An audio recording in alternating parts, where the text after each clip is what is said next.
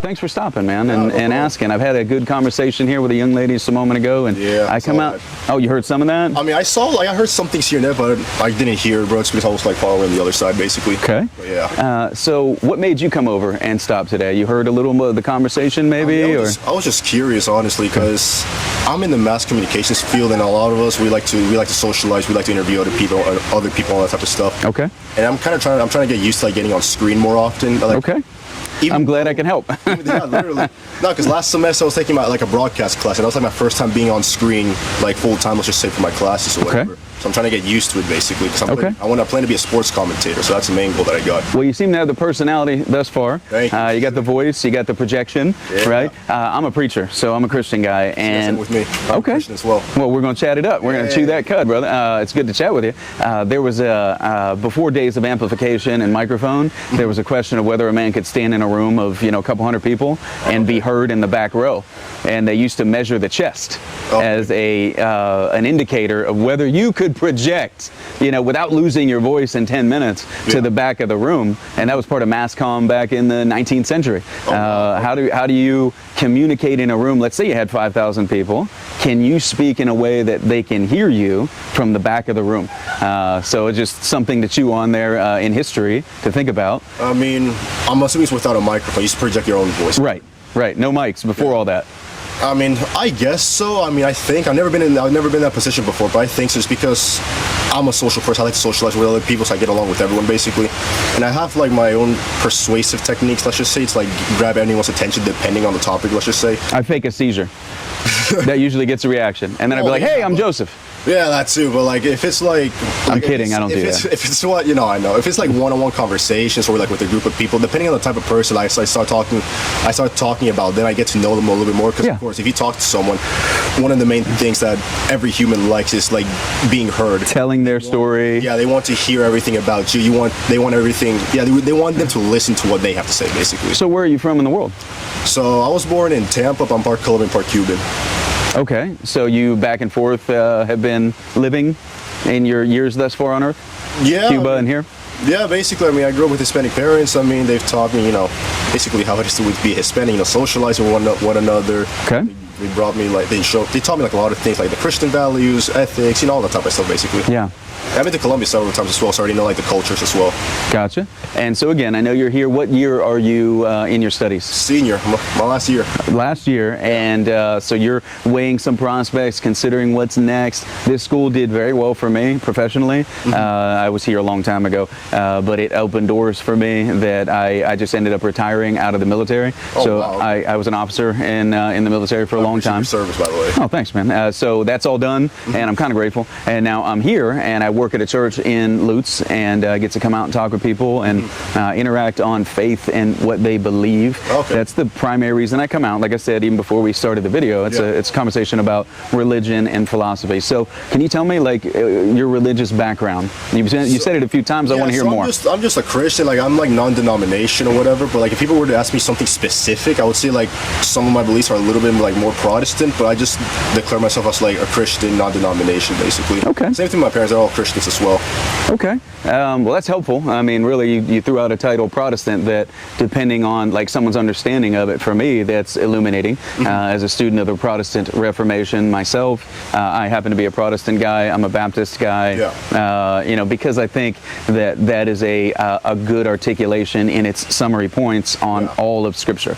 So I'm a believer in Scripture alone as my only infallible authority. I have pastors, I have people over me that are authorities, obviously, but they're not infallible.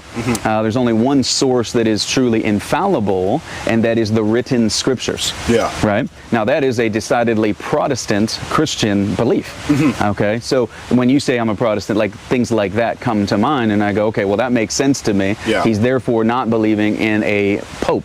Like the Roman Catholic Church would say that the Bible is not the only inspired source. It is, they'd say, but the Pope and the councils are also inspired. Yeah. So like when I hear the term, I start to associate and identify all kinds of things. So do you attend a church here in town?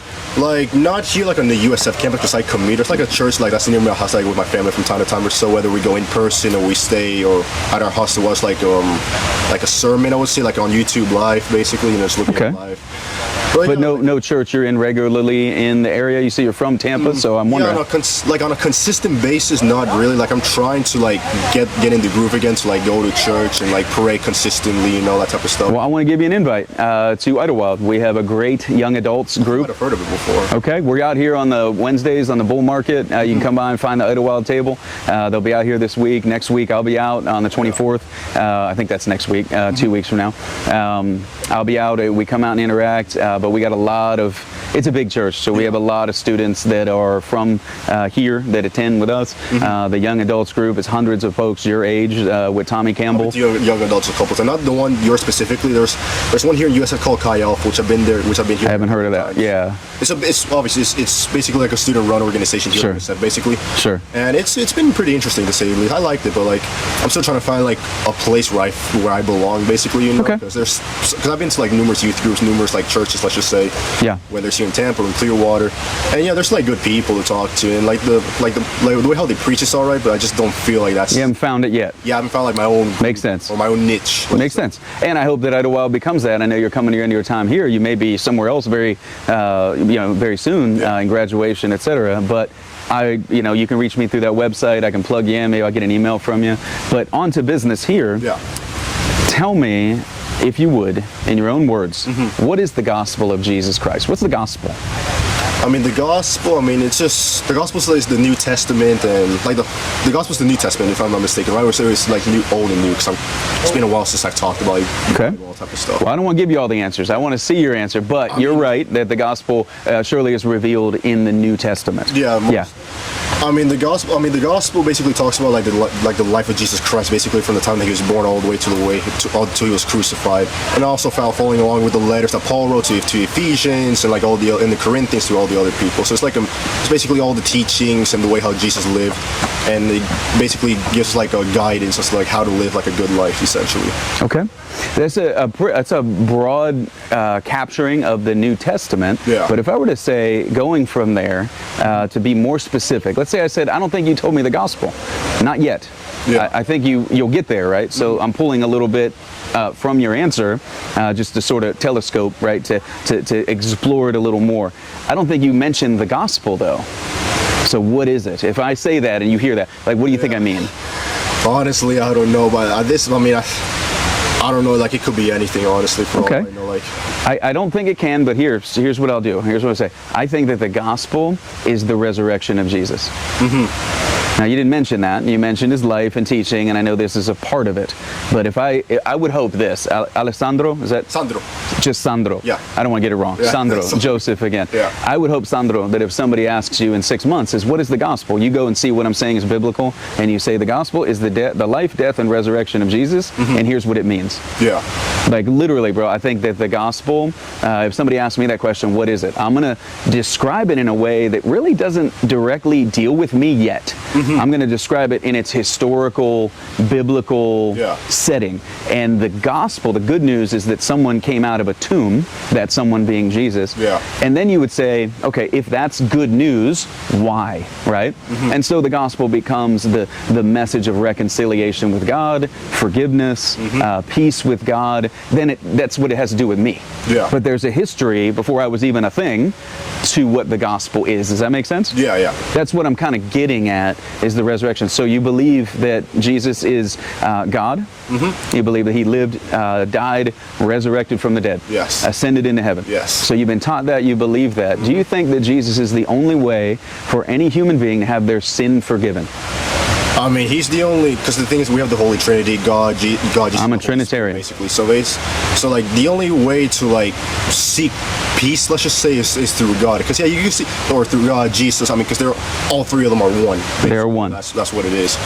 And like you can only find peace through Jesus, basically, because you can find peace along the materialistic things of the world, whether you go like the wrong route, like alcohol or drugs or your friends, to look for peace. That's you can have some sort of peace, but that's like temporary. Let's just say, if you want like eternal peace, then you have to like seek Jesus with all your heart, and you have to go with the mindset that not only you want peace, but you want to have like a good connection with God, because you can't go with the thing of like, oh, I'm just gonna go to God just for peace. You can't do that, because God is not like a merchant of like, I give you this, you give me that. It's not that type of stuff. I'm with you. So you basically have to like create like a friendship. I appreciate you saying it. You basically have to create like a friendship, or like you have to create like a really good bond with God, like as if he was your friend, your dad, or whatever the case may be, basically. The same thing how I'm talking to you, basically, like as a friend, let's just say, or with my other friends. It's the same way you have to talk to God. Like just talk to him like, how's everything been, just keep like a good connection. So, and I appreciate that, man. I agree with everything you just said. And so having a conversation with a stranger is always interesting. You never know where somebody's going to come down or kind of where it goes.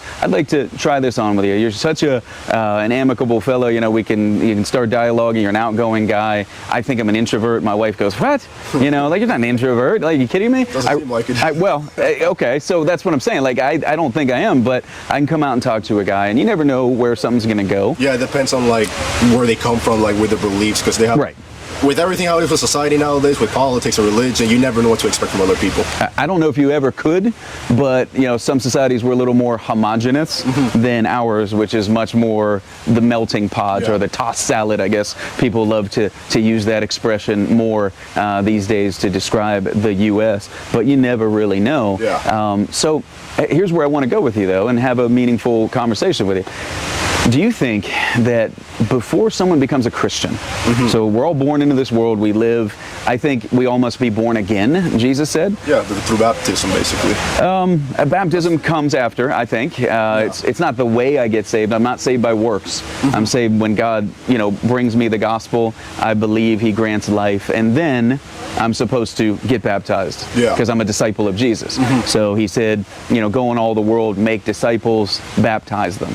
So we go and we do that and do baptism, but that would be salvation by works. So I don't think I'm saved by my works. I think I'm saved by grace alone. God gets all the credit. I can't say, God, you saved me because I was baptized. I can say, I got baptized because you saved me, and I thank you, and I want to obey you, and all those things. Big difference, but that's what I believe. But before we are born again, before we become Christian, pursue the things of God, what do you think, how would you describe the relationship? Say somebody's watching this, they're not a Christian. They're an adult, they're not a Christian. What's their relationship between them and God right now as they're watching this? I mean, it's a hard question. I appreciate you even taking a stab, but I want to know what you think. No, it's all good, because I have a couple of friends who are like agnostics and atheists, so I kind of have an idea. Like basically, from what I've seen, there's nothing between them and God as of right now, because they haven't sought God for whatever reason it is. I mean, it depends like where they come from, like with their family, or if they had some sort of trauma back then. Like it depends, honestly. But like as of now, they don't have. Let me see how can I explain it. I'm sorry to interrupt, bro. Take like one half step. Perfect. Yeah. So there's nothing going on. It's like blank. Let's just say for now. I think it's blank. Okay. Yeah. There's nothing going on between that one person and God, because that one person who's an atheist or an agnostic is not seeking God, to get to know him a little bit more. And obviously, since God gave us free will, he can't do nothing to interfere with us whatsoever. So unless that person seeks God, or someone gives them some sort of guidance, whether it be through like a pastor or a Christian friend or whatever it is, then, or for some reason a miracle happens, he has like a vision of God, which that's in very rare cases. Okay. Unless none of that happens, then they're going to be like in a state of like blank, let's just say, without like any sort of influence. They could, but it just depends. And this is why I'm asking, because that's an interesting answer, and I didn't know what you'd say. But let me try this on with you. I don't think that it's blank, that there's nothing going on between them. And I'm not trying to, bone pick or split hairs here. I think that the relationship between God and a non-Christian is hostility. I think that people are hostile against the truth. Like they suppress it. The Apostle Paul, when he wrote to Rome, said that they suppress the truth in unrighteousness. I'm quoting him. Because what may be known of God is clearly revealed in them, even his eternal power and Godhead, so that they are without excuse. And so I think that the natural, and I want to get your opinion on this, I think that the natural state of mankind, until God makes peace with you through the cross, and then that fatherly relationship can open up, and you can actually be called a friend of God, Jesus said, until then you're an enemy. And so it's not blank, it's hostility. What do you think about that? I mean, even if it's hostility or not, like the person who's an atheist or agnostic, they don't know, any of this, honestly. They don't know there's like they don't know that there's an ongoing spiritual battle between good and evil. Because obviously, Okay. I hear you. You have the materialistic things that you can see all around you, all these types of stuff, right? But like the invisible battle, let's just say, which is like this. Like, You're not clued in. Which is the good and the bad spirit. You don't know what's happening, but like Okay. up there, there's a lot of things happening. I mean, of course, like the devil's trying to keep that person away from God, and at the same time, you have like the angels trying to bring him back or her back, depending. So it's Okay. more of like it's hostility in a sense of a spiritual battle, I would say, and. Okay. The truth sometimes most of the time they can't handle it just because they've had like a strict mindset of what they believed in throughout this whole time, that if they were to change their mindset for something else, such like that there's a God, they're gonna be there like, wait, no, this can't be, this is impossible, that can't be happening, what, no. So that hostility, what you're saying, Okay. basically plays a role, which is like truth, which truth shouldn't be something evil for that one person or so. I mean, the truth is the truth. A fact is a fact at the end of the day. So I agree. I agree. You can't deny it or anything. So whether it hurts or not, I mean, truth could be either your best friend or your worst enemy, the way how you interpret it, basically. And of course, it depends on the individual. Okay.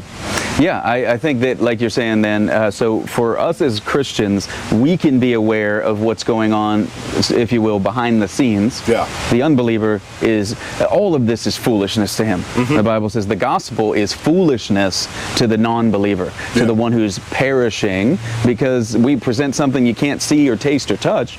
Now, I've been a Christian for decades, and I was not always one. So I have such a radical change in my life that, Sandro, I will tell you, testifying here on these bricks right now, that within the last week, God has done something so clearly in my heart and life that you wouldn't believe it.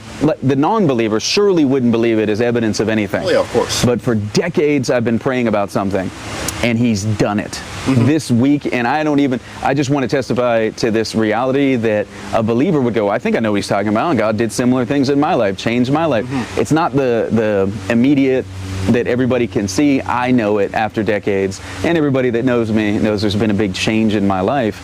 But I went from being an enemy of God and a child of Satan in my life, according to Jesus, to being a friend of God and a child of God in Christ. So I think that many of us today, and I think the reason I'm asking you is that many Christians today have a sort of neutral view of God and man, that mankind is neutral toward God. And the Bible says there's no neutrality. We're either with Him or we're what? So what do you think of that? I mean, does that kind of change your view a little bit? It's not blank, it's not neutral, there's hostility. Yeah. And here's the evidence, I want to hear your thoughts. If you bring the gospel to someone and you say, look, you're a sinner. Yeah. You've broken God's law, so have I, bro. I'm not the ultimate judge. I've looked at the judgment, and I'm here to tell you, you need a savior. Yeah. Right? There's a day of judgment to come. None of us would do well because we've all sinned and come short of the glory of God. Yeah. So here's the 10 Commandments. You have broken them. I have broken them. You need a savior. I have that savior. I want you to understand him. People hate that message. Yeah. Because now you're bringing it, so that which is maybe invisible becomes visible, and people will mock, dismiss. I had a guy tell me today, why doesn't God come down and just split the sky? He's so powerful. I said, so for the sake of argument, let's just say Jesus lived, died, and rose again, and you say, do it again. That's what you're saying. It's not enough. Yeah. It's not enough. You did all that, but I didn't see it. Yeah, you need, they want the physical evidence. That's basically what they need. And it's like, most of the time, basically. It's like you've been given the biggest sign already, and so have I, of the resurrection. So, and I didn't see it. I wasn't there. I'm 2025. Yeah. But what are your thoughts on that? Like, to go a little further, you bring the truth, then they say what? It's never, or it might be ambivalence. I don't really care. But either way, it's denying Jesus. That's hostility. Yeah. I mean, we're all sinners at the end of the day. We're not perfect. The only perfect is Jesus Christ at the end of the day. And so, we're all going to commit sin one way or another. And the good thing about all this is that Jesus died on the cross for our sins, basically, so that we can have eternal life. And so, therefore, whenever we commit a sin or whenever we feel that we did something bad, we can always go towards God and ask Him for forgiveness, because we already know that if we truly feel sorry for ourselves for something that we did, that we know that it's wrong and that it goes against God, God's gonna have mercy on us. He's gonna forgive us because He sees that in our heart that we truly are sorry for what we actually did. So everyone has an opportunity to be to God. Everyone has an opportunity for forgiveness. It just depends on the individual. Let's just say to as I said before and previously, to seek God one way or another, whether it be by yourself or with a friend that helps you out or a family member. member. Okay. However it is, it depends. And that hostility, once they get to know God a little bit more, little by little, then the hostility is going to fade away little by little, and then grace is going to come back. Because at the end of the day, we're a fallen society. We're like fallen humans. We fell from grace, and luckily, God saved us by dying on the cross for us. So there's hope basically for everyone, whether it's Christians or agnostics or atheists or whatever the religion they're at. There's always hope. What do you think about abortion? It's not good. It's not good. Like, in a sense, like, it's a tricky topic because a lot of people, and it's a heated topic, let's just say, with how it is in the political spectrum, let's just say. Yeah. But I'm not too informed when it comes to abortion. I know like some things here and there because I've seen like some news and like what they're for and what they're against. Because this is my take. Like, if someone that I know is pregnant or whatever, I'm basically gonna tell them you have to have the kid. You can't just kill it like that because you're basically going to you're basically, what's that one word? You're basically rejecting the gift that God is giving, because basically having a kid is a blessing from God essentially. So I'd say like abortion is really bad. Now there comes like certain, let's just say there's like certain exceptions. So like if someone has been raped and all that type of stuff, that they don't want to have the kid, and I guess to a certain extent because they've been forced to have sex with someone that they never wanted to, whether it be with violence and all that type of stuff, they have to have like the killer's child basically. So I'm against it 100%, but there's like some exceptions to it. So it's a tricky one. It's a tricky topic, let's just say, in that aspect. Well, I respect the difficulty of it, but so it sounds like you're about 90% opposed, because in the case of rape, you're for it. You would say it stinks, but you should be able to do it. Because they never wanted to have the kid in the first place. That's the thing. I don't agree. I know it's, when I say I don't agree, it's like a wider political subject, and we always talk about like the role of the state regarding this, and so it becomes who gets to decide what. And most often, Sandro, when you talk to people about the subject, what quickly comes in opposition to the Christian message being, I'm what's called an abolitionist. An abolitionist is not just someone that wants to regulate the abortion industry, like let's do the heartbeat thing, let's say this, and the heart starts beating at like 16 days. 16 to 19 days is the scientific evidence is the heart begins. Women generally don't even discover they're pregnant before that time. And abortion is birth control. That's how it's 99% of the time. But whenever you talk about the subject, the questions of rape and incest come up and seek to be the reason that people justify the whole of it, but really they're what I'm saying? They're trying to justify the whole of it. Oh yeah, to a certain extent, because the issue is like with abortion nowadays is that a lot of people. Let me see if I can remember correctly how it is. Because essentially they wanted to pass a law here in the state of Florida where abortion. I don't know if I think you might have remembered. This was during I don't know if it was during the election or what, but there's like some law that they're gonna pass for like you can have abortion at any given time. Basically, I don't remember exactly what it was. And I was completing. I still am, and thank God that law didn't pass, because what that law is basically emphasizing is that you can have an abortion at any time, whenever you want. It doesn't matter about rape and incest. You can, if you had sex with someone and by accident you're pregnant, you're there like, oh no, I'm pregnant. All right, let me just get an abortion, get this over with. Because that's basically what. And that's 99% of them. Yeah, not 99% of them basically wanted that law passed just so they can have abortion whenever they want, and not because they've been raped or an incest. Because also the only exception. Because other than that, it's illegal as far as I know. Correct me if I'm wrong. Many states have now since. I don't know how it is here in Florida, but in Florida, many states like Florida have laws against it. Like you can't perform it at a certain week and beyond, but you can still get the pill through the mail. And many of the states that are supposedly have banned abortion since Roe v. Wade was overturned, they now have a serious increase in abortion pills mailed, and so abortions are happening even more in states that have banned abortion as a practice. So my question is, the exception to the rule. Like, I don't support abortion in any case. And the reason is not, there's many reasons. If it's a life in the womb, this is a great argument, I think. I want to hear your thought. You don't punish the child for the sin of the father. So if we say in the case of rape that the child deserves to die, what you're doing is punishing that child for the sin of the dad. I think that's wrong to do. You're saying, I can see what you're saying. You're saying this was wrong, and it is, a terrible thing, but we're going to punish the child by taking its life. The question has to be, is that a human child, an image bearer of God that is in the womb? If the answer is yes, we can't murder it. I think. That's the, I think, biblical opinion. Yeah. I don't think there's any reason that we could get around it. As hard as this would be, it doesn't matter how hard it is. If there's rape and incest, you don't punish the child for the sin of the father. What do you think of that? Yeah, I mean, I can understand from your point of view, but like, I don't know. Like, once again, it's a tricky topic, basically. But why? In that aspect. I mean, I agree that it's tricky, but Yeah. but here's my presentation, Sandro. I was a soldier, and I want you to think about this on this exact subject. Yeah. But okay, and this is a fictitious scenario, but you've heard of things like this. Let's say in a third world country, there's a small tribe. Yeah. We want to run an oil pipeline through the town. Yeah. It'll unite the northern big city to the southern big city. It'll bring stability to the region, all the arguments, right? Yeah. But this tribe doesn't want it, and we have to go through that town. So can we murder the tribe to run the pipeline through the land? Can we do that? Yeah. I mean, if they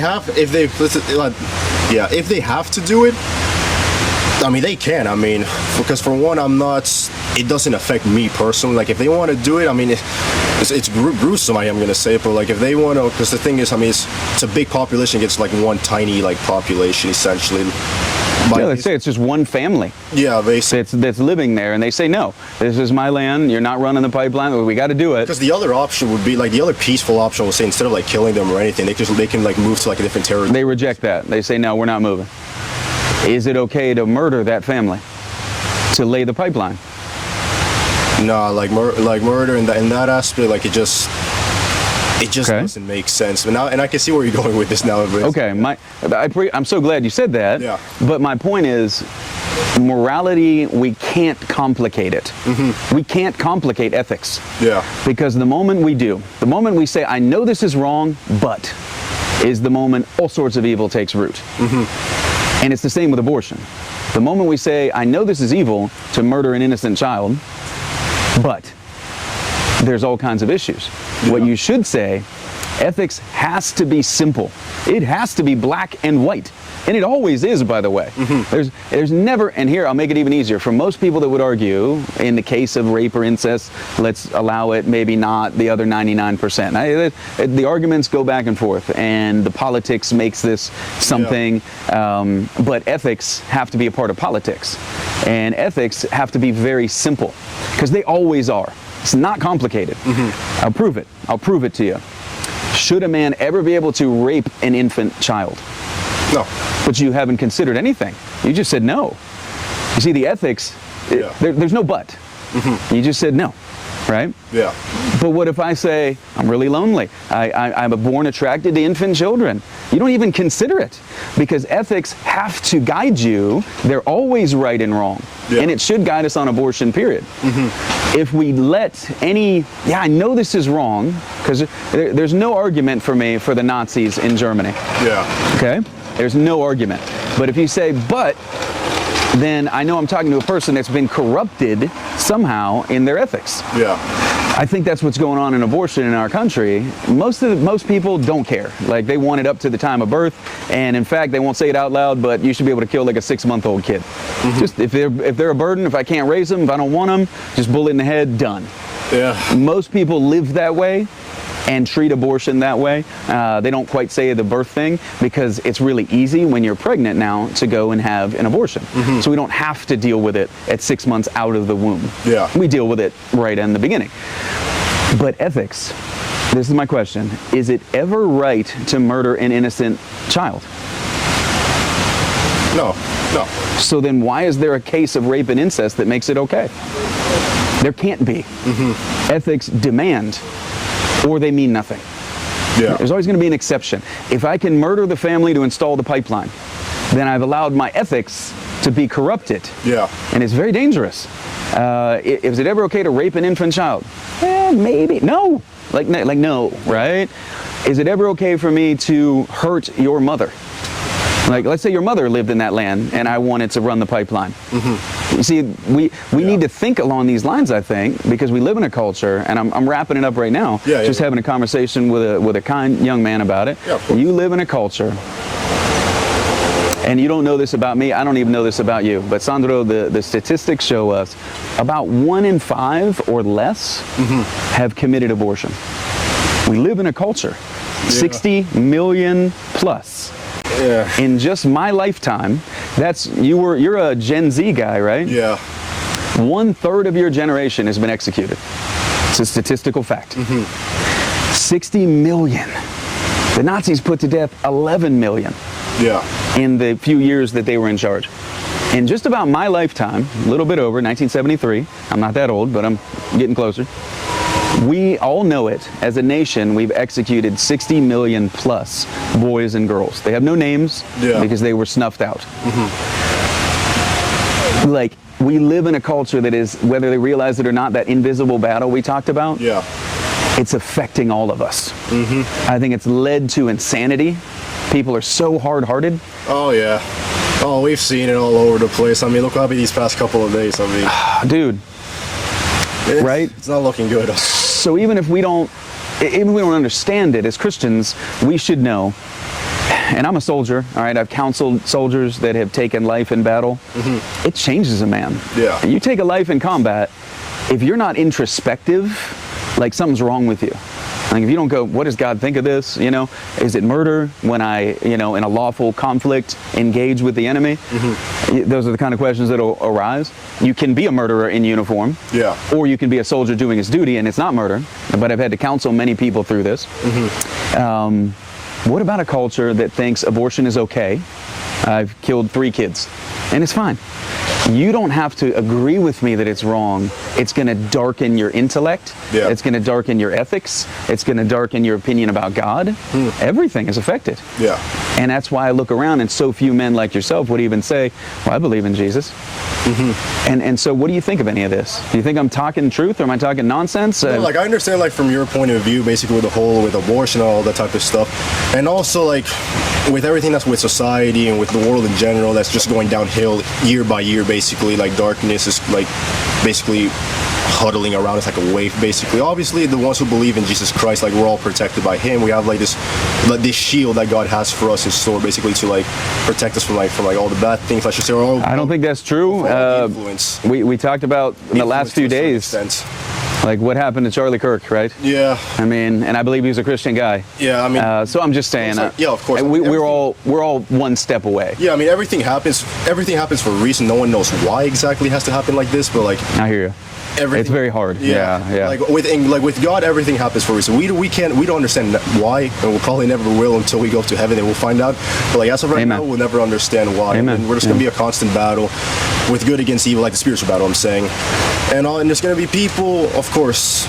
And obviously, I'm pretty sure you already know, like, the book of Revelations, with like, with the prophecy that leads up to the apocalypse. That I think we're living in it right now. Yeah, with like the hearts of humans are just going to become cold.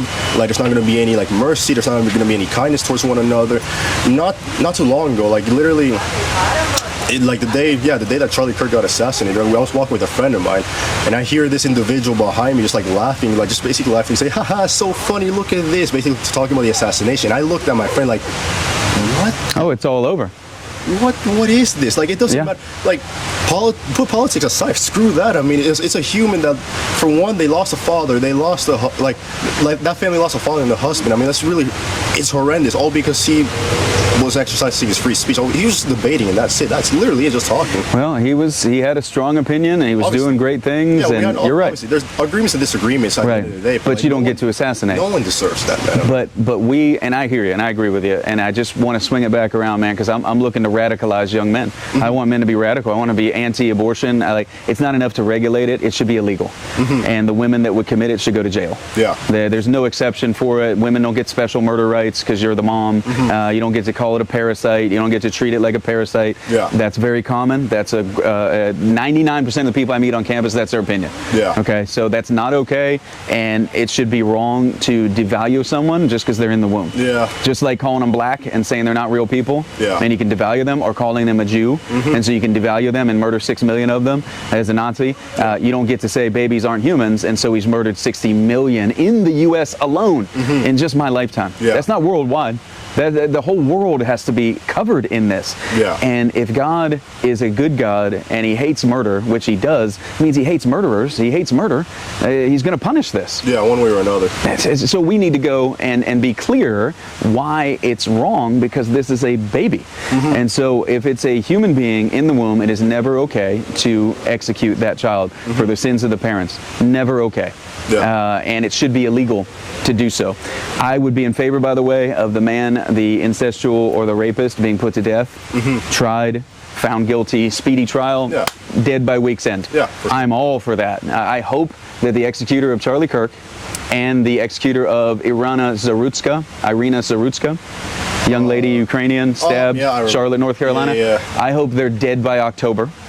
Publicly executed. Like, I don't want them privately executed. I want them publicly executed, unceremoniously. Yeah, it depends how it is, because I know in the state of Utah they have the death penalty, and as far as I know, they have like the firing squad basically. So who knows if that's private or public. I would rejoice that justice was done. Yeah. So you try the guy, you make sure he's guilty. It's not an impulsive thing, like impulsive thing. You try a person, make sure all shadow of doubt is removed. You may have a confession, you may not. You give him a Bible, and you say in 24 hours you're going to meet your Creator.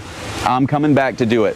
Here's a video from John MacArthur or Ray Comfort on the gospel, or you can go to biblicia.com and watch a gospel presentation. I'm coming back in 24 hours, you're going to die. You give him that day, you unceremoniously publicly execute. Viewer discretion is advised, but this is what we do to murderers. Yeah. You murder someone, Iryna Zarutska, stab her in the neck 3 times, you're dead. Like, no mercy. Yeah. You execute a man, shoot him in the neck in a public university or anywhere, you're dead. Yeah. That's justice. That's what God demands. So the rapist, the child molesting, the incestual. No, like I agree. Like I'm for that, but not punishing the child. I'm for punishing the criminal. yeah, I understand what you're. Yeah. I understand what you're saying from your point of view. Yeah. Yep. And so I'm all for that. If there was that, God would be honored. There'd be more justice. There'd be far less of it, because men don't just go, well, I can do this and then get a PhD on the government's dime in a prison for the next 30 years. No. You're going to be unceremoniously executed if you commit a murder. It's not all crimes. This is just like your serious crime. But what I'm trying to say to you, Sandro, is that we live in a day where evil is choice. Oh yeah. And we dress it up and we pretend it's complicated. It's not. If you've complicated it, I want to remind you, it's not complicated. It's murder, always wrong. Yeah. The child has done nothing worthy of death. Okay, so people pretend like you can't be pro-death penalty and an abolitionist. That's ridiculous. Yeah. The child did nothing worthy of death. The perpetrator, I'm saying, should be rightly held accountable, swiftly, fairly judged, and then held accountable. Yeah. Did. So if you rape a woman, you forfeit your right to life, right? Yeah. The child never did that. There's nothing they've done that deserves the death penalty. So I'm trying to just make this a biblical gospel issue, because there's nothing more important. Like, politically, there's nothing that should stop. Like, there should be no other discussion at the White House right now, in my opinion. Not a single immigration issue, not an issue about Medicare, Social Security. Those are important things. They're nowhere near as important as stopping the murder of innocent people. Yeah. That God is gonna, we can't be a blessed nation as long as we do this. Just can't be. It should be federally made illegal tomorrow. That's a radical view. We should just make, like, what is it, MABA, make abortion illegal again, MAIA. Yeah. Just make abortion illegal again. That's what it should be. That's my opinion, Yeah, but of it's very clearly biblical, and it's just, and it's consistent. What do you think of that? Like, You don't have to agree with me. as I think about abortion, like, what's the question? Yeah, what do you think of that? Make abortion illegal again. I actually like. I would be down for that. I would be down for abortion to be illegal, but yet again, like with the whole thing, as I said before, like rape and incest, like that part is like, because the issue is like, once if that kid were to be born, for instance, they're not gonna have like a father figure, let's just say, because obviously the father was a rapist and all that type of stuff. They'll probably be fathers. Yeah, they might find like a father figure at some point, but the kid is gonna have like some sort of trauma one way or another as they're growing, because they don't have like a father figure to look up to. That's kind of like the main issue. Like that's why I say, like with rape and incest there's like an exception, because other than that, I mean, it should be illegal in the aspect of like you can't just like have an abortion just for the fun of it, basically. So you still think that rape and incest justifies murder? Yeah, I mean, it's. You don't see the inconsistency? Yeah, I mean, I know what you're saying, but it's just. I don't know. Like that's just what I personally believe when it comes to this aspect. I mean, it might change along the way as I get older, Yeah, probably. I'm just sharing what I personally believe. Well, obviously, and yeah. you're sharing what you personally Yeah, believe. of course. I mean, Yeah. you have some things I agree, disagree, vice versa. You have some things that I'm saying that you But I'm agree, disagree. challenging you on it. Yeah. Murder is okay, is what you're saying, if there's rape. Oh, when you put it that way, I really hate it when you put it that way. But am I telling the truth? Am I not saying the truth? It's still murder. You still know that's a human being in there, and you still then get a tool and implement to execute that person. That's premeditated homicide, isn't it? Yeah, but I'm pretty sure I don't know how it is with the whole process when the kid is inside. I don't know. As far as I know, like they don't have like a conscience of some sort, as far as I know. So like, I mean, if you were to like abort it just because of like rape or incest or whatever, they're not gonna have like any recollection of it, basically. Right, because they've been executed. Yeah, and also they haven't been able to like form like the correct organs. So I don't know how it is. But do you think that maybe then a butt has intruded into your ethics? But yeah, So- but not in that aspect. Yeah, I would say so. Okay, so this is a problem. This is something you can't square, I think, as a Christian. So you can't be a Christian and hold an opinion that murder is okay. Yeah. Like there's something God's going to judge you for if that's your opinion, I think. Yeah. And I'm attempting to make that case. So you would agree with me that if a woman is supposed to give birth at 9 months tomorrow, and she said, I want to abort the kid, that's wrong. Yeah, it's wrong. Yeah. Okay. I'm amazed that you can be so plain. Now, in the case of rape and incest, is it wrong? If she says, I'm 9 months pregnant, I don't want this baby anymore, I'm going to have an abortion. Is that wrong? After rape and incest, you said? Yeah. I mean, there's two sides of it. I mean, if you put it in the sense of like you're murdering the kid, then yes, it's wrong. But then another person could say, Why? I'm sorry, why is there another side? no, because other people could say that, no, I'm doing cares? this, I don't want to have the kid. Who cares? Why is there another side? Like, you know, because I'm talking from like the other people's perspective. Who cares? They think of things. It's murder. Who cares? Yeah. Who cares what a murderer thinks that you say what you're doing is wrong? Why would we care? You Yeah. see my point? Yeah, I know what you're saying. I see what you're saying.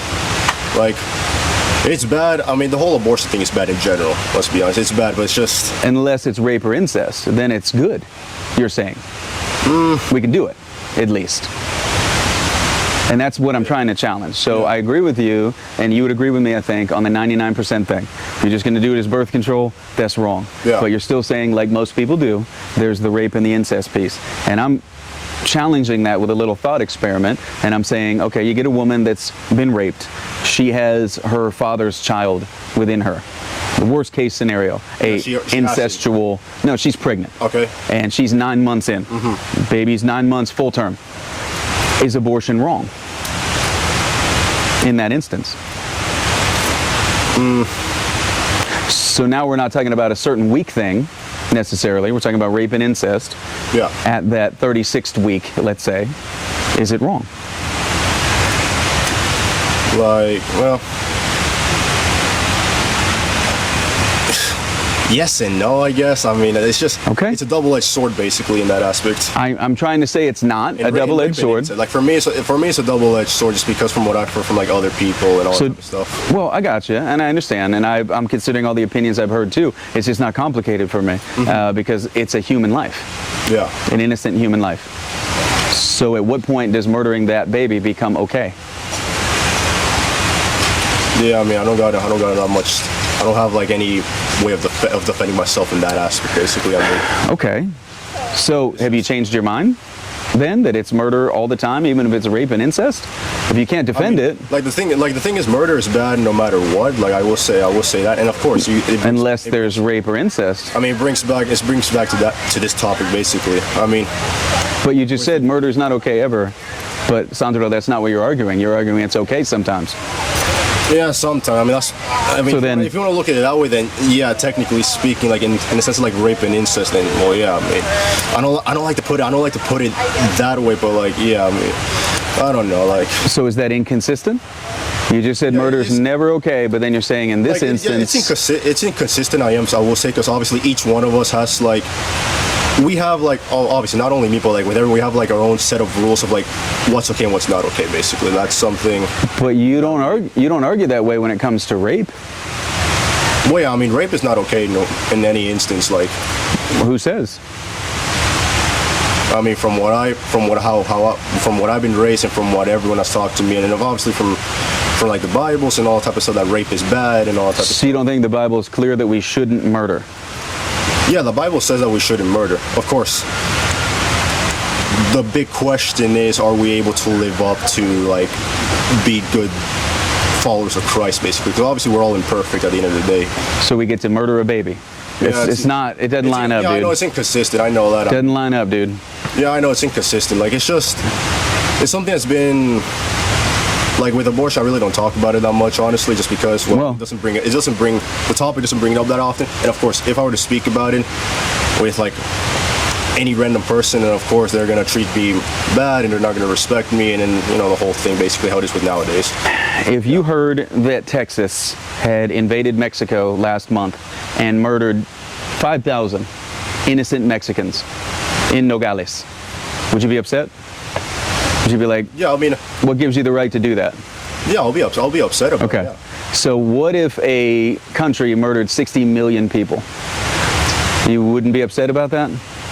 Yeah, I'll be upset. Yeah. I mean, the reason that it's going on is because we don't talk about it and bring Christ to bear on the subject. We're Christians, we go around, but in our country, like I said, third of your generation is gone in a Holocaust far bigger than the Nazis ever dreamed. Yeah. Babies are not wanted, sex is wanted. So abortion is a sex issue. So because we want sex so much, we'll murder our own kids to get it. So at its core, abortion is a sex issue. 99% of abortions are birth control, and it's spring break, and I don't want to have this consequence. I'm in college, I'm young, so I'm going to kill the baby. Yeah. We can decry that, but then at the same time, Christians have had their ethics so complicated by Satan that they say, but in the case of rape and incest, it's okay to murder a kid. Yeah. That is so bad. Yeah, I know. I understand what you're saying from your point of view. Like, well, okay, for a moment, this isn't my point of view. This is God's point of view. Murder is wrong. Yeah, period, basically. It's not my opinion. So I'm expressing it as my opinion. Yeah. But I'm talking to another Christian, and I'm saying it's not my opinion. So we can't say that's just your opinion or mine. If we are Christians, we have to say rape and incest doesn't justify murder. Yeah. Like, yeah, I mean, murder is bad, basically. I mean, I agree with you. Like, a murder is bad. Yeah. That's what I'm attempting to show you, the inconsistency, to say. No, I do agree with the inconsistency. I mean, I already know. Like, I recognize the inconsistency from my own part. Yeah, I know. Okay. Well, I appreciate that. So that's what I'm trying to talk about. Like, I'm an honest person at the end of the day. Like, I just say how it is. Like, if I'm in the wrong or if I make an inconsistency or whatever, like, I'll just say how it is, basically. So are you in the wrong here to say rape and incest justifies abortion? I mean, I guess I would say that I'm wrong in that aspect. I mean, it's just with this conversation that we've had, basically. Yeah. Okay. Well, it's a subject that quickly complicates for no good reason. There is no good reason to complicate this question. It doesn't mean it's not complicated, but it means I have to have a conviction about what is core at the issue here. Yeah. At issue, this is an innocent life that should be protected by the Constitution of the United States if you're an American and you're conceived here, right?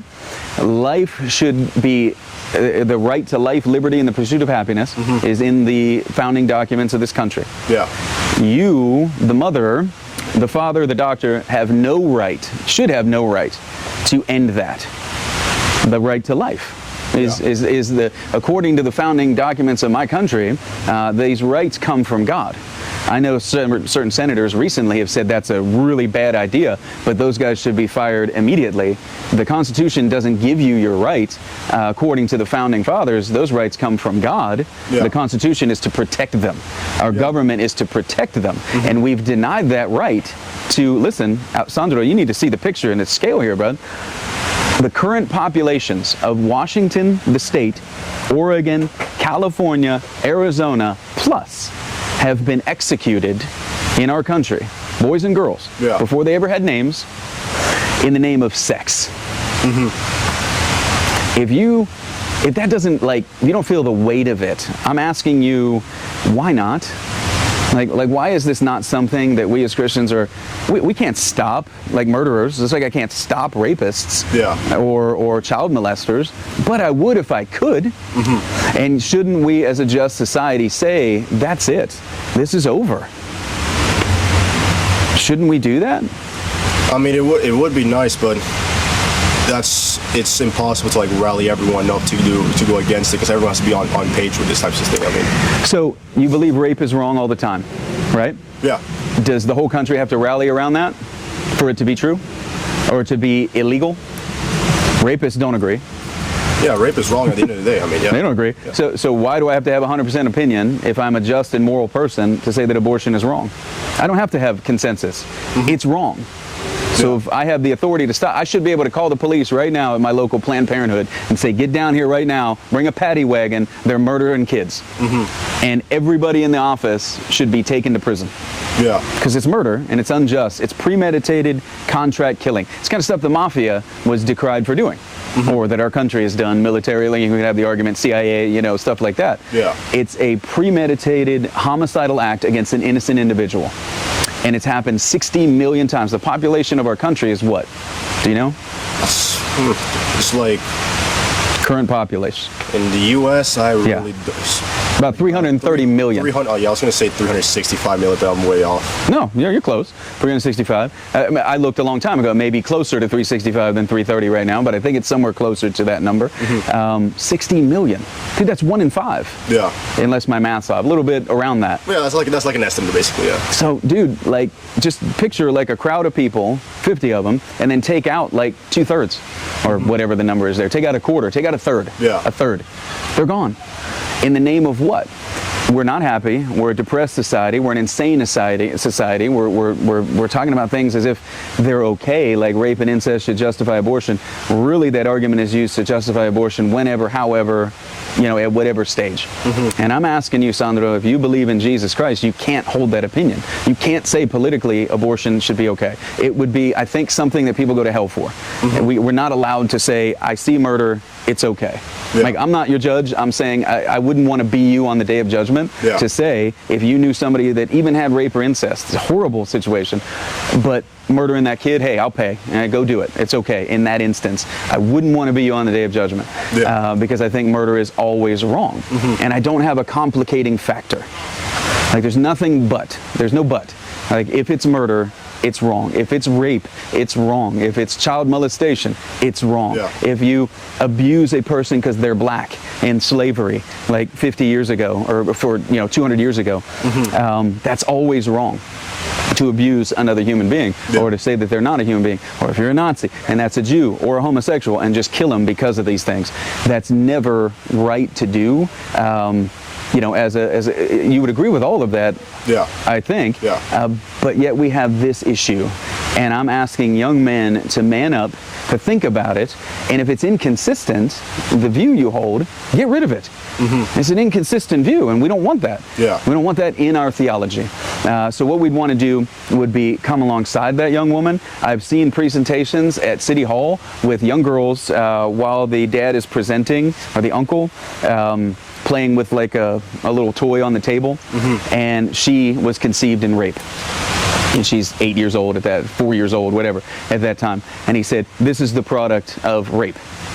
And you would execute this young lady because of it. And it should shame everybody that would have the opinion that it would be okay, well, because they're going to have a hard time in life. They're not going to have a father figure around. So kill them. Dude, no way. That's monstrously bad. Like, you're an ethical pygmy if you believe that, I think. And I think that's really biblical. So what I want in culture is not like top-down, enforcement of things because, the president says so. What I'd love are churches that are supposed to be filled in America with Christians that have a conviction that says life is a gift. Even if it comes in this way, we're going to embrace that and not, you heard the old expression, 2 wrongs don't make a right. Well, do we really believe that? Not in the case of rape or incest. 2 wrongs make a right. No, they don't. We should embrace that difficulty, execute the criminals, and that's justice. That's life. And it's a good thing. So if I look at someone and say, well, I don't think you're going to be very happy, I'm going to go ahead and kill you. You'd call me insane if I said that about a 6-month-old out of the womb. Right? That'd be insane. No, you're in poverty, boom, you're dead. Right? No, we would never do. So why is it when you subtract chronologically 6 months and they're in the womb 1 inch away or a couple millimeters away from breathing air, they're in the amniotic sac, that's okay to kill them? Or go back 6 months. They're this big, whatever. Yeah. It's a human. Why is that okay? It can't be. It's a human being. It can't be right. Yeah. You see what I'm saying? Yeah. I see it. So I'm trying to illumine the inconsistency of saying abortion is wrong, but not at this time. It's never right. Yeah. And I think until we get there as a church, like there's a lot of issues there. I don't, I think that many of us just need to have this talk, consider it. And I'm just asking you, with Christ, is your view consistent? I don't think it is. Yeah, I mean, I already said it myself. Your final thoughts, yeah, on the subject. Yeah, I mean, I see what you're saying. I can see what you're saying for sure. I mean, I'll have to like rethink about basically in that aspect. Okay. But yeah, I mean, I'll probably say I'll probably have to like fix in that aspect. Let's just say. Yeah, think about it, right? Just think about it. I'm a guy on the street, stopping a guy on the street. Yeah. What do you say? I'm a guy on the street, stopping another guy on the street, and I'm having a conversation about something that's immensely personal. Yeah. But I promise you this, my friend, it's more personal to the babies that are being slain. They don't have a voice. They don't have anybody to represent them because my nation is so... What can you say? Words fail me. The arguments people make. Yeah. And sorry, I was saying this a minute ago. Forgive me. I have to say this. Yeah. I don't want top down. Like, what I'd love is churches to be filled with loving believers who would come alongside every situation and support the women who need it. If something like that happens, who would demand justice from their lawmakers, and sort of a ground up thing, like abortion should be illegal tomorrow everywhere from the ground level up, not from the top level down. Yeah. You know what I'm saying? Yeah. So I'd prefer it to be like unthinkable before it's illegal. But at some point, as a citizen of a society, it's a civil matter. You should not be able to murder someone else. I don't need your agreement. I don't need your consent. That should stop. So there is a top-down, like if the president and the lawyer and the cop were doing justice, this would not be. So we are an unjust culture. Like the whole culture is indicted. Oh yeah, obviously. Yeah, we're a fallen society at the end of the day. So, but yeah, and so again, we're a fallen race of humans, basically. I agree. And so we have to bring justice to criminals. That's what we have to do. And it's a case of murder or rape or incest or whatever. We have to bring justice to that, not injustice, and then call it justice. Yeah. That's all I'm talking about. And yeah, the criminals aren't going to like it. The ones that want to do the sin, the crime, they're going to say, "Oh, you haven't considered this." I know, I got it. We have considered it, but ethics can't be complex. They have to be black and white. All ethics are. Yeah. They really are at the end of the day. And that's what makes them so valuable. So I know it's wrong to murder, period. I take that into every question. Yeah. You know what I'm saying? And obviously, you see, I have a very strong belief in this, but it's for the betterment of a society, not for the worse. Yeah. So I'll stop with that. I just wanted to say, I don't want it just because it's like the law down. The law should enforce what a good and moral and just society believes. And so what we need is more gospel preaching. We need God to transform hearts. We need, people to become Christian. We need them to be in fellowship with God, not hostile to God. Yeah. And the more that permeates our culture, the more this issue takes care of itself. People stop wanting to murder babies, and they have good relations with men and women waiting till they're married to have sex, right? And then you don't have unwanted pregnancies so often, and people just murdering their kids because they don't want them.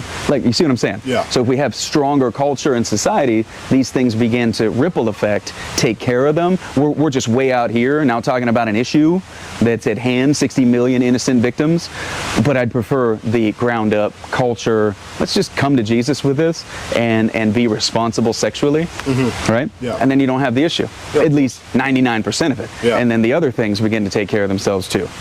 So a lot to say on it, man. Thank you for hearing me out. Yeah, no, but any other closing thoughts on that, or are there any subjects you want to discuss? Subjects that I want to I'm getting bugs in my face. Yeah, anything you want to say, hey, I want to talk about this as a Christian. I mean, there's a lot of things that we can agree on, like when it comes to with the LGBTQ plus. Like in my opinion, like that whole community in itself is just not right. Everything that they represent goes against God. That's how I see things. Like when it comes to that aspect, with the lesbians and the gays and all that type of stuff, they're good people, but at the end of the day, they're representing an ideology. Let's just say that goes against God. I don't know what's your point of view. So let's say with the community, but let's say I said I'm pro-gay. I think you can be gay and be a Christian. Am I wrong? No, you could. I mean, you could. I mean, it's your choice. You could be a gay and Christian, but like the whole process of like being gay is kind of like it's wrong just because it says in the Bible that I really wish I would remember like the Bible verse. I know one of them is in Leviticus. Yeah. Essentially, it says that chapters 18 and 20 address it. we're basic. I don't know what is verbatim, but I do know that they talk about that. Like a homosexual man can't be, a homosexual man cannot be attracted to another homosexual man. You can't be like together because it goes against God. Same thing with like the lesbians, I think. Okay. So I just see that as like Romans chapter 1. Yeah, probably around Okay. there. Like I remember, I know the one from Leviticus, but that's about it, basically. The New Testament is about 6 times more vocal against homosexuality than the Old. So the Bible, the Old Testament mentions it far fewer times than the New Testament does. So, but let's say I said I'm pro-homosexual. You can be a practicing homosexual, a man having sex with a man, and when you die, you go to heaven. You think I'm wrong? Yeah, I mean that. In that aspect, I think I disagree. I disagree with you in that aspect. Just because, like, since you're homosexual, you're having these sexual relationship with another man. I mean, it basically goes against God because God created like man and woman together. There's no exception to that, Sandro? Like you're not considering my emotions, my feelings, my opinions about love. You're just saying it's wrong, period, for a man to be with a man? I mean, me personally, I think it's wrong because it's not, for me, it's not right, I would say. I'm sorry to interrupt, but I don't want your opinion right now. I want you to tell me what God thinks about it. And you're telling me God's opinion, because you cited the Bible. You went to Leviticus. I said it's chapters 18 and 20, so you have this. And you're giving me this opinion. You're saying this is God's opinion, right? Expressed in His Word, that homosexuality is a sin? Yeah. Thank you. I'm not pro-gay. I'm very much in line with the Bible's clear opinion on it that Jesus died for homosexuals, and if they'll repent, turn to Christ, they can be saved. I exclude nobody with a beating heart from hope. It's just like me, He saved me. But I wanted to see if you dig your heels in, and you did. Dude, you should do the same thing with abortion and the rape and incest thing, okay? Because I think you're right. I share that opinion with you, but it's not our opinion. Romans chapter 1, 1 Corinthians chapter 6, 1 Timothy chapter 1, Mark chapter 17, Jesus, forgive me, 7 or 17, I want to look that up, very clearly speaks against homosexuality. Yeah. And I just wanted to get that Mark reference correct real quick. So, because I don't want to lie to you. So I'm looking up real quick. Go ahead. Mark chapter 7. Yes. It's Mark 7. I said 17. My bad. Okay. There isn't even a Mark 17. So sometimes when you think on the fly, you do that a little bit and get it wrong. I just want to make sure I got it right. So Jesus said in Mark 7, and you rarely hear this verse cited in this argument, but this is what He said. Are you also lacking in understanding? Don't you realize that nothing going into a person from outside can defile him? For it doesn't go into his heart, but into the stomach and is eliminated. Thus He declared all foods clean. And He said, what comes out of a person is what defiles him. For from within, out of people's hearts, come evil thoughts, sexual immoralities, thefts, murders, adulteries, greed, evil actions, deceit, self-indulgence, envy, slander, pride, and foolishness. All these evil things come from within and defile a person. Jesus just condemned homosexuality. He didn't name child molestation or homosexuality or bestiality there, but Leviticus chapters 18 and 20 clearly do. He's operating in that framework. He's a godly Jew. He upholds every jot and tittle of the law of Moses and all of the Hebrew scriptures. And so when He says sexual immoralities, that's one man and one woman. Outside of that, and God allowed polygamy in the Old Testament, kind of a mystery to all of us. But even you couldn't even argue there for this idea, homosexuality. It's always clearly condemned. So all these verses do very clearly, like I said, you got a couple passages in the Old Testament about it. You got about 6 times more in the New. Like I said, Romans 1, 1 Corinthians 6, Mark 7, 1 Timothy 1, all explicitly condemn homosexuality. In every way, shape, and form. So that's not my opinion. And I think that, by the way, is one of the insane marks of a culture under judgment.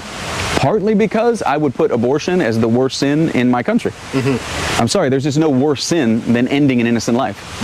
If I raped you, you could still go on to have a full, meaningful life. If I execute you, you don't get to go on.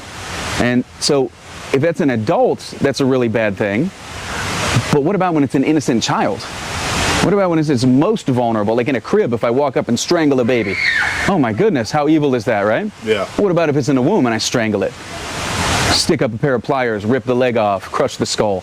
Dude, I'm a monster. Like, I deserve hell. Like, period. You see what I'm saying? So the worst sin I can commit is murder. And I think that a culture so infatuated with sex and immorality comes homosexual. That's what Romans 1 says, by the way. Culture is so bad. Go and read it tonight. Romans chapter 1, verses 18 to 32. A culture can become so bad that God gives them over to their depravity and they become homosexual. That's what the Bible says about gay pride. Now think of pride festivals and all of the insanity in my culture. Where does it start? I'm not saying it starts in one place and we can, like, you know, hang our hook on any one sin, but I'm saying when a culture has murdered 60 million innocent people, I think they're given over to depravity, and one of the evidences of that is a widespread acceptance of LGBTPPPFBQAI. Yeah. I think. It's an evidence of judgment. And it kills everything it touches. So if two men come together, guess what they can never produce? Yep. Life. Same thing if it's a woman and a woman, they can't produce life. You can give them children, which should be illegal. They shouldn't be able to adopt. I'm with you. So that should not happen. This opinion is not very popular that you and I share. Doesn't matter. I'm not complicated. The ethics are not well, what about the baby? You'd rather him in a foster care than in a loving home with two women? Yes, that's not a loving home. It's not a loving home. I'd rather them in foster care than endorsing the evil of homosexuality. Interesting. So, I mean, here you and I are going on two very hot-button political issues, but for me, they're not political primarily. They're spiritual primarily. They're secondarily political. Yeah. I'm going to vote this way. I'm going to want leaders who feel like Dusty Devers is a gentleman's name. I'll throw out a name. A politician I totally support. Running for office, I think in Oklahoma, or is in office running for re-election. Very vocal, outspoken Christian, justice in the land, different things. Like, we want to make gay marriage a thing of the past. We're not going to regulate your behavior, but we're also not going to say as a government that we're going to, like, sanction that and subsidize it and give you benefits on your taxes, because it's not really a marriage. Yeah. It's not marriage at all. So you can be homosexual. We're not saying get out if you are, but the government needs to get out of that part of the marriage business because it doesn't foster good culture. He'd be one of many in a growing belief. There's a lot of tides turning right now, I hope, for the good in our country, and I do believe that's happening.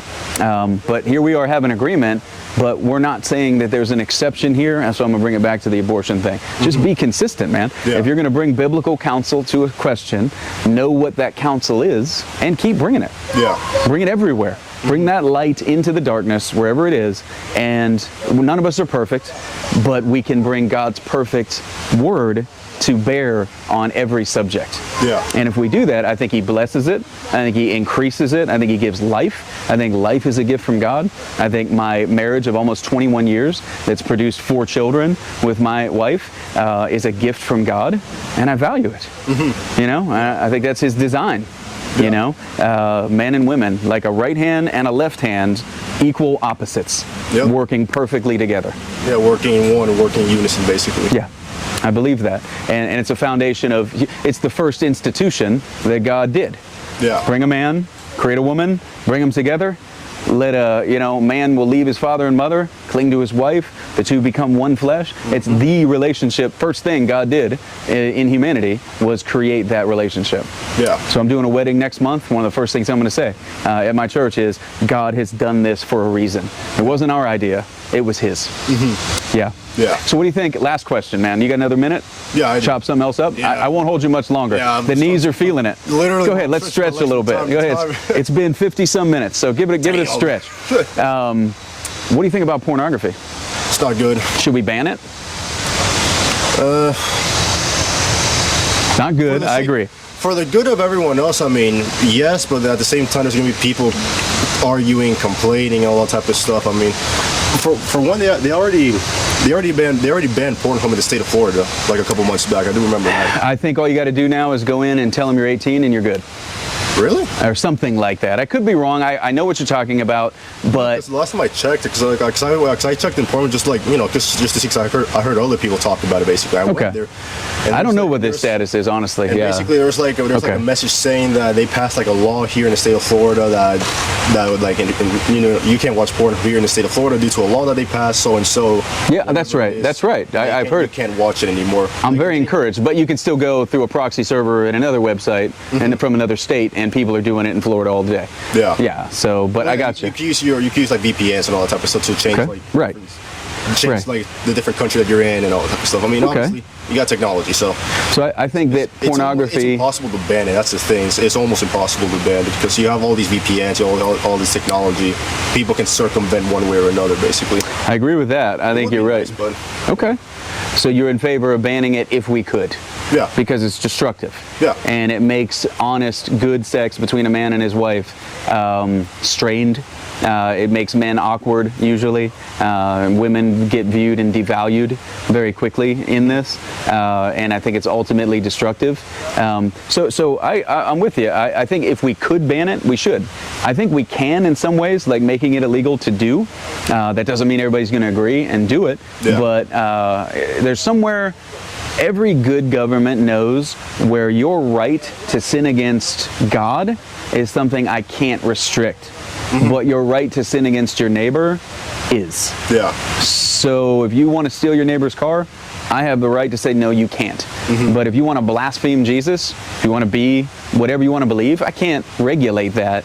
To some degree, with questions like this, we have to stay out of it. Yeah. And I'd agree to some extent there. I think that issue is one thing. But if we could ban it, like if we know who you are and you're doing this, you will be arrested. I'd be all in favor of that. I'd be all in favor of it and ban it. It doesn't mean you're going to get rid of it, but just like child sex trafficking, it should be illegal. And it is, but if we know who you are doing it on the internet, we're going to find you, we're going to run sting operations, we're going to arrest you. That's what I'd love to see for people doing pornography. yeah. The directors, the actors, the people in it, that should be illegal. I mean, at the end of the day, I mean, they're doing what they do. I mean, it's not my problem really because I'm not affiliated with them whatsoever. If they want to do it, I mean, go for it. It's wrong. Okay. If you want to do it, you can do it. I mean, I have no control over your life or whatever, basically. Going back though, did we address the LGBTQ issue? Yeah. You brought it up. I wanted to be Yeah, I respectful. I brought up another issue. I just wanted to. Yeah. Was there anything else you wanted to say on that? No, it's just like the whole community is just really toxic. Let's just say Okay. because they really don't respect your opinions. They really don't. Yeah. They treat you obviously like the way how I said they treat you like shit. Like that's just how I feel really. Yeah, that's just how they are. And to a certain How do you feel extent, about they swearing? No, I'm just kidding. We talk about that one later. But go ahead, man. The like, community generally the community is is. just not good, really. Like Yeah. everything that they represent is wrong, and it's just bad. Like it's really not good, honestly. Like I remember one time I was talking to this one person that I know. Obviously, he's from the left. He supports these types of things here and there. And he was talking. It was like some transgender issue, of like if a transgender, if a transgender woman, basically a man becoming a woman, can compete in swimming with a biological woman. And that was like back then when like I don't know if it was Leah Thomas or it was like some other debate. I don't know when it was exactly. That's a big one. It was around that time period, maybe a couple years after that incident. But Yeah. But they were talking. It was him and another for talking about it. And I basically told him my truth, what I think of it. And at the same time, I wanted to test it out to see what happens if I were to say what I think is the truth. Okay. Knowing that he didn't tolerate that opinion one bit. I mean, I already figured something bad was going to happen, and yeah, something bad almost happened. He basically threatened to beat me up if I kept on talking or whatever. So I'm there like, look, man, calm down. I'm just stating what I think. I'm just stating the truth, Yeah. man. Come on. I'm just like laughing around. Yeah. He's there like, bro, I swear I'm going to beat the shit out of you. Stop talking. I'm there, okay, calm down. So that's just like one example from my experience with those types of people. And don't get me wrong, there's some people in that community who, whether they're bisexual, whether they're bi, gay, lesbian, that they're like genuine good people that they respect your opinion, that they actually can have a good, proper, mature conversation. Yeah, you're in the wrong, but at least you can have a proper conversation with one another. Sure. That's like very few, because the good majority, yeah, they really don't care about you whatsoever. They don't want to talk to you. They can't tolerate you. That's A true. lot of them are immature if you think about it. And I'm sensitive to the fact that just 25 years ago, if you were gay, like you had no voice in my culture. You would be shot down, shut down, marginalized, ignored. I'm sensitive to that. Yeah. And now the shoe's on the other foot. Nowadays a champion anyway. Right.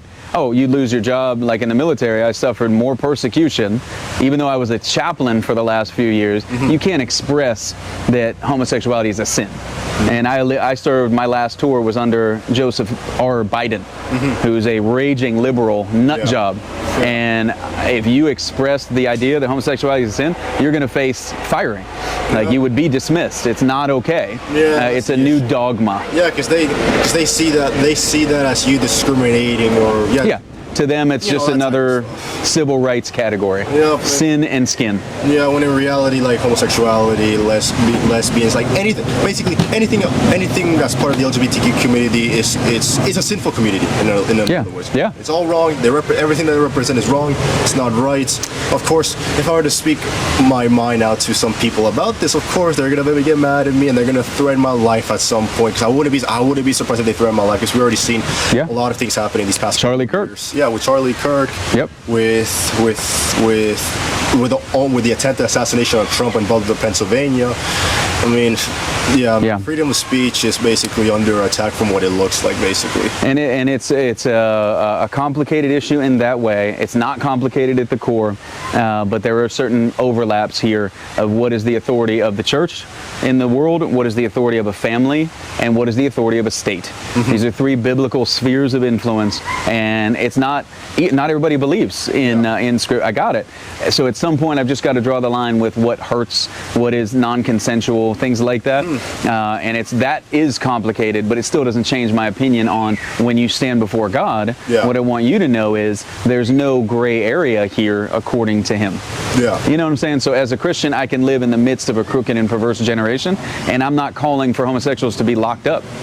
I'm not doing it. I am calling for abortionists to be locked up because that is murdering an innocent person. All right. So you may be a homosexual and murdering each other's soul, if you will. Right. Like in a fornicative relationship. You know, I'm a heterosexual. If I sin with a woman that's not my wife, I'm actually destroying her spiritually before God. According to 1 Corinthians 6, no fornicator goes to heaven. When you're having sex out of marriage, it's not okay. Adultery, well, adultery is also mentioned. So no adulterer, no idolater, no fornicator, no homosexual has any inheritance in the kingdom of heaven, 1 Corinthians 6. So if I do that with a woman, I'm actually, before her and God, let's imagine there was like a line connecting them, I'm taking a sword and chopping it off. You know, and so would I do that to somebody I love if I honestly believe that to be true? Of course not. And she would not do that with me because she's doing the same thing with me. If we do that sin in the eyes of God, we are cut off. Like it's do not pass go, do not collect $200. You're a Christian, you can't do this, right? Kind of thing. So we need to repent, we need to come to Jesus if we have, etc. But no practicing fornicator goes to heaven, according to the Bible. So my point is, to homosexuals, there's no mending of that. Like you can never repent and make that okay. It's not normal to begin with, like two. It's not normal. Being together, same thing, lesbians being together, or same-sex couples adopting a kid. Like it's sin. It's just sin. It's not normal. But what we want is a society that understands that from the ground up. Like I want Christians to love homosexuals. I want them to say, look, I can't stop you from everything. Got it. There's certain things we're going to do as a society because we know that's wrong. But we're not going to put you to death. And we're not ancient Israel either, by the way. So there is a difference between living as a Hebrew under the Old Covenant and as a Christian now in this society. Obviously, There's a difference. Like obviously, because I have like a few like gay, like bisexual friends here and there, and obviously, I disagree with a lot of things that they say in the sense of like, you know, what they believe in the sense of like, of course, like a good chunk of them are like agnostics or atheists. That also plays a role basically into why they are who they are. But like, even though they support like the LGBTQ community and they support all these things that I'm against, I mean, I'm not gonna stop being friends with you because of that. Like, I'm friends with you because you're a good person, a good personality, that type of stuff, basically. Last thing I'm gonna challenge, man, and I'm not gonna keep you much longer. Is that there are no good people. Being homosexual doesn't change this. Being heterosexual doesn't change this. If you're a human being, according to God's standard, which is the 10 Commandments, revealed, the standard, that wind's picking up, there's no such thing as a good person. Now, there are levels of that, like there are people that are far worse than others, and they commit worse acts, no doubt. But I just want to say, like, as Christians, goodness comes from being born again, and then in some sense we're still sinners, but there's only one that's good, and that's God, right? And so if you read like Romans chapters 1, 2, and 3, Paul in chapter 3 gives this stinging indictment that the whole world is under sin. There's not one good person, not even one. And so just a challenge there for you, man, and in the lexicon and thinking, maybe you just chew on that. Like I say they're like good people. Relative. Like the general term, they're kind, they treat me well, they treat me with respect. That's what I'm saying, like good, like. Yeah. Because with God, with God, you could describe to him like as perfect, basically. He's not only good, he's also perfect, and the only one. Being, amen. Basically. But yeah, I mean, I only say like, I see like the friends that I have, they're good people in the sense of like, they treat me nice, they're good, they've been raised well, they good respect, I got basic you. Stuff, I got you. And I understand what you're saying. Just wanted to throw that out as another challenge. So I'm going to give you the mic for the last 30 seconds or 1 minute.